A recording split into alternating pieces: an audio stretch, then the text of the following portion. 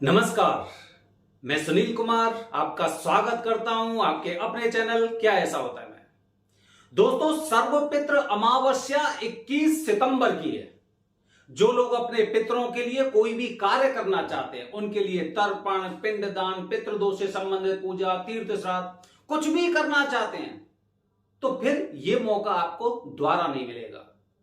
अगर पितृदोष है और आप 3 दिन की पूजा नहीं कर पाते हैं तो 1 दिन की पूजा के लिए सर्वश्रेष्ठ मुहूर्त सर्वपितृ अमावस्या। आप में से बहुत से लोग ऐसे होंगे जो कोई त्र्यंबकेश्वर जाने वाले होंगे। किसी इंसान को गया जी में पूजा करनी है, किसी को उज्जैन में करनी है, किसी को प्रयागराज में, किसी को काशी में पूजा करनी है। उद्देश्य एक ही होगा, रास्ते अलग अलग हो सकते हैं। वैसे भी त्र्यंबकेश्वर के अनुसार कहा जाता है, भटकते रहिए कहीं, मुक्ति मिलेगी यहीं। दोस्तों, आज मैं अपनी वीडियो के माध्यम से आपको बताने जा रहा हूं एक ऐसा सच कि अगर आप अपने जीवन में उसका आकलन करेंगे तो निश्चित रूप से आप समझेंगे कि अपना उद्देश्य क्या है इस वीडियो बनाने का। दोस्तों, आप में से काफी लोग कहते हैं कि जैसे ही कनागत खत्म हुए, जैसे ही पितृपक्ष समाप्त हुआ, उसके पश्चात से जीवन में कुछ ना कुछ बाधाएं शुरू हो गई। दोस्तों, हमने कुछ ऐसे तथ्य पाए हैं और जिसके आधार पर हम उस मंजिल तक पहुंचे हैं, उस उद्देश्य तक पहुंचे हैं कि लोगों के जीवन में जो परिवर्तन होता है कर्म से संबंधित, पितृपक्ष की अमावस्या के बाद से उनके दिन शुरू हो जाते हैं। किसी को अच्छे फल प्राप्त होते हैं, किसी को बुरे फल प्राप्त होते हैं। तो दोस्तों, कर्म का लेखा जोखा आपका पितृपक्ष की अमावस्या के बाद से शुरू होने वाला है। दोस्तों, हमने बहुत से घर परिवार ऐसे देखे हैं जो लोग गया जी में पिंडदान करके आते हैं, उसके पश्चात पितरों के लिए कोई कार्य नहीं करते।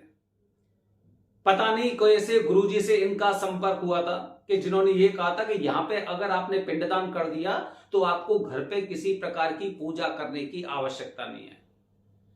मुझे नहीं पता है कैसे लोगों से इनका संपर्क होता है। आप उत्तर प्रदेश में देखिए, राजस्थान में देखिए, मध्य प्रदेश में देखिए, ज्यादातर लोगों की चर्चा यही होती है कि अगर आप गया जी में पिंडदान करके आए तो आपको किसी भी प्रकार के श्राद्ध की आवश्यकता नहीं है। लेकिन यह तथ्य हमने पाया एकदम गलत है। पितर, दोस्तों, जब इंसान का जन्म होता है तो मैंने आपको बताया था 2 ही प्राणी ऐसे होते हैं जो सबसे ज्यादा प्रसन्न होते हैं, एक सूर्यदेव और दूसरा हमारे पितृदेव, क्योंकि जानते हैं कि हमें जल देने वाला पैदा हो चुका है। लेकिन हम साल में उनके लिए 2 दिन नहीं निकाल सकते और उसके लिए तरह तरह की भ्रांतियों में फंसकर अपने कर्म को दूषित कर रहे हैं। दोस्तों, आपने देखा होगा पितृदोष की समस्या के कारण, पितृदोष के कारण लोगों के जीवन में किस तरह की समस्या होती है जानते हैं? लोगों के जीवन में समस्याएं आती हैं जैसे कि वंश वृद्धि ना होना। वंश वृद्धि मतलब या तो संतान उत्पन्न नहीं होती, या फिर शादी नहीं होती, या फिर कुंडली में किसी भी प्रकार का ग्रहण दोष होता है, या फिर राहु केतु से संबंधित अनेक प्रकार के कालसर्प दोष हो सकते हैं, या फिर दोस्तों मंगल दोष भी हो सकता है, या फिर चांडाल दोष भी हो सकता है। कोई और निर्धारित करने वाला नहीं है इन चीजों को, ये हमारे पितृ ही निर्धारित करते हैं। जो लोग भोग विलास में फंसे रहते हैं उनको संतान उत्पत्ति नहीं होती। जो निरंतर भोग विलास में रहते हैं और अपने पितरों के लिए वो कार्य नहीं करते पितृपक्ष के दौरान जो करना चाहिए, उनको संतान नहीं होती। और जिनको संतान हो जाती है उनकी संतान की आगे बाधा होती है। बाधा मतलब जैसे उनकी शादी में विलंब। मतलब ये मान लो कि अगर किसी कारणवश आपके संतान हो गई तो फिर आपके कर्म ऐसे थे कि कम से कम मतलब आपने कुछ भी कर्म नहीं किया था, उसके पश्चात भी आपको पुत्र की प्राप्ति हो गई। तो अब क्योंकि घड़ा बढ़ चुका है, अब आपके संतान में आगे बाधा आने वाली है। दोस्तों, सबसे पहला एक कर्म होता है जिसे कहते हैं पितृकर्म। जो इंसान अपने पितरों को अच्छी तरह से मानते हैं, जैसे कि 2 बार, उनके लिए 2 बार कार्य करना होता है।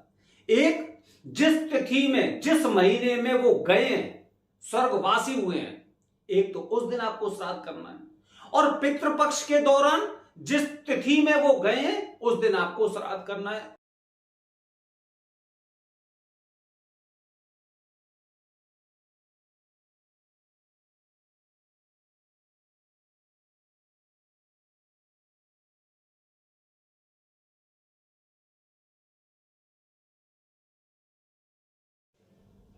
ये 2 दिन होते हैं।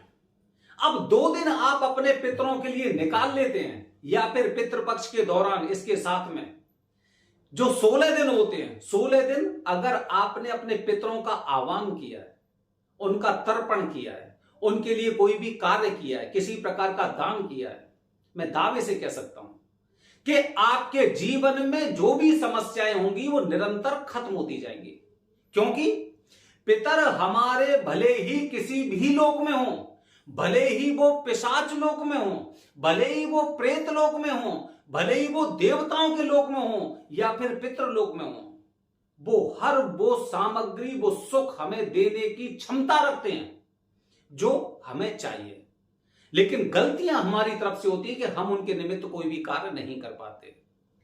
दोस्तों, बहुत से लोग आपने देखे होंगे कुंडली में चांडाल दोष। क्यों? क्योंकि जब तक पिता जीवित रहे तब तक उनकी कद्र नहीं की।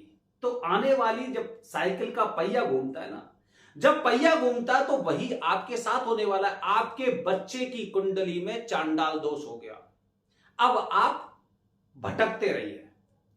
दोस्तों, अगर मैं कहता हूं शनि चंद्र विष दोष, माता की आपने कद्र नहीं की, माता की कद्र नहीं की, जिसकी वजह से आपको माता या सुख से संबंधित चीजों में कमी आ सकती है।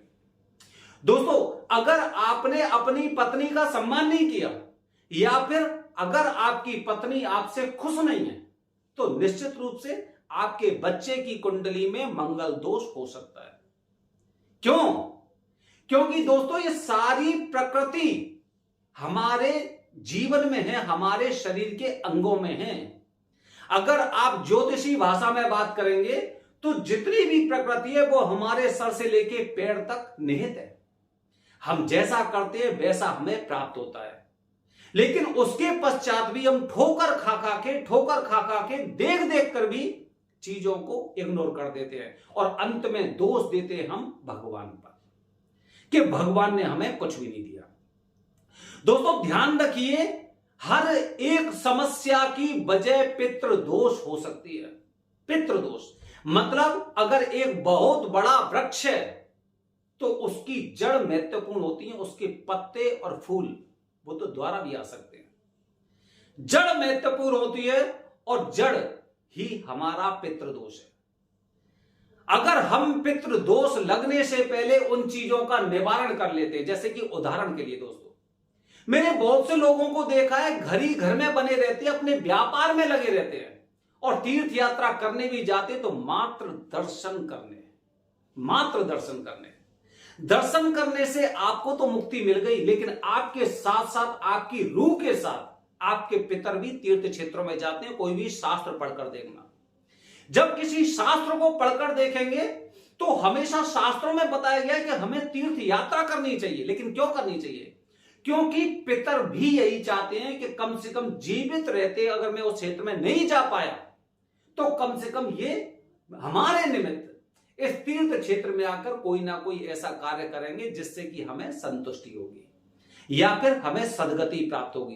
क्योंकि हमने अपना पूरा जीवन इसी प्रकार व्यतीत कर दिया, खाना, कमाना, घर गृहस्थी, आस पड़ोस, केवल इसी में बर्बाद कर दिया। उसके अलावा ना कहीं जा पाए, ना कहीं पे हमने पाठ पूजा की। त्र्यंबकेश्वर, उज्जैन, गया जी, प्रयागराज, बद्रीनाथ ज्योतिर्लिंग हो गए, शक्तिपीठ हो गए, कहीं नहीं जा पाए।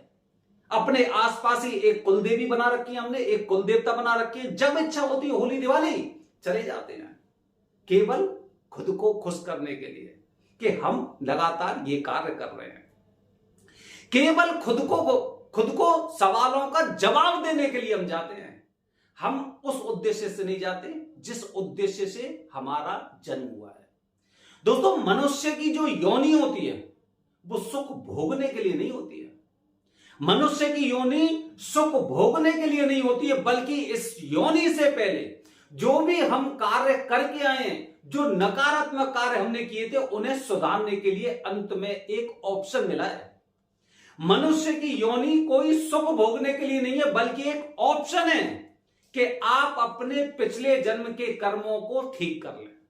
पिछले जन्मों को वो हम कैसे कर सकते हैं? अगर आप शास्त्र पढ़ेंगे तो अपने कर्मों को ठीक करने के कुछ तरीके बताए हैं, जैसे कि तीर्थ यात्रा करना, द्वादश ज्योतिर्लिंग यहां पे बाबा के दर्शन करना, और जब भी किसी तीर्थ क्षेत्र में जाएं तो कोई ना कोई किसी ना किसी प्रकार की पूजा करना। इसीलिए दोस्तों हमने देखा जो लोग भी उज्जैन आते हैं वो मंगलनाथ जी की पूजा जरूर करके जाते हैं। जो लोग भी उज्जैन आएंगे, भले ही कुंडली में दोष हो, मंगल दोष या ना हो, लेकिन ये लोग उज्जैन में आकर महाकाल बाबा के दर्शन करने के बाद मंगल दोष की पूजा या भात पूजन जरूर करके जाते हैं। ये एक उज्जैन का एक एडवांटेज है। लेकिन अगर लोग त्र्यंबकेश्वर जाते तो मैंने बहुत से लोगों को देखा है कि दर्शन मात्र करके वापस आ जाते हैं। मतलब आपके पितर भी भूखे आपके साथ साथ चल रहे हैं। आपने खाना जरूर खाया, लेकिन आपके पितरों को वो प्राप्त नहीं हुआ जिसकी वो इच्छा पाले हुए थे। जिस दिन से आपने रिजर्वेशन करवाया था, कम से कम उनको एक खुशी हुई होगी, चलो वहां पे जाकर मुझे कुछ ना कुछ सदगति प्राप्त होगी। तो दोस्तों हमें अपने पुनर्जन्म के जो पहले के जन्म के जो कर्म थे उनसे मुक्ति पाने के लिए ये ऑप्शन मिला है। तीर्थ क्षेत्र की यात्रा करिए, और तीर्थ क्षेत्र में यात्रा करने के दौरान आपको एक छोटी से छोटी पूजा जरूर करवानी चाहिए। इसके अलावा दोस्तों, जैसे कि अगर आप उसे पढ़ेंगे तो उसमें आप देखेंगे कि तीर्थ क्षेत्र में किया गया दान अनंत गुना फल प्रदान करता है। जरूरी नहीं कि पैसा आपको प्राप्त होगा, हो सकता है आपकी कुछ ऐसी समस्याएं खत्म हो जाएंगी, कुछ बीमारी ऐसी खत्म हो जाएंगी, कुछ ऐसे दोष खत्म हो जाएंगे जिससे पितर आपको आशीर्वाद देंगे।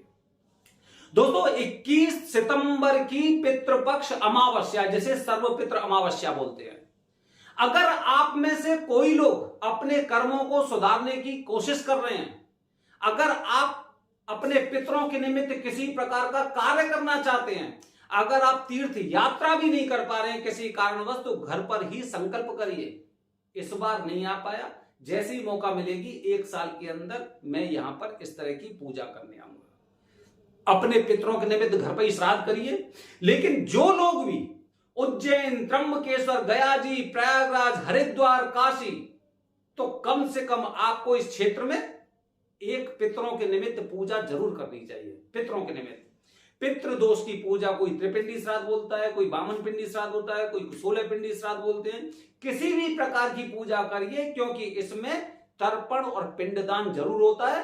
पितरों को और कुछ नहीं चाहिए, उनको तर्पण चाहिए, जल चाहिए और पिंडा चाहिए।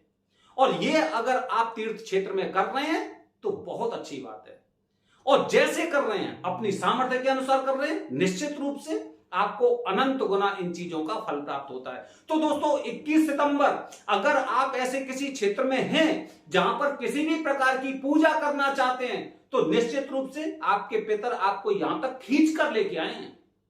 उन्हें संतुष्ट करके ही यहां से जाना। निश्चित रूप से देखना कि सर्वपितृ अमावस्या के बाद से लोगों का कर्म चक्र शुरू हो जाता है। लोगों का कर्म चक्र कि 16 दिन में आपने अपने पितरों के लिए क्या किया, क्योंकि वो पूरी साल इंतजार करते हैं, यहां पे पृथ्वी पे आते हैं अपना पिंडा लेने के लिए, घर में देखते हैं सब लोग कुशल मंगल है कि नहीं है। और जो लोग ये कार्य नहीं करते हैं, श्राद्ध हो गया, बोले गया जी में करके आए हैं, श्राद्ध नहीं कर रहे, उनका तर्पण नहीं कर रहे, तो घर की चौखट पर सर पटक पटक के पूरे परिवार को श्राप देके जाते हैं।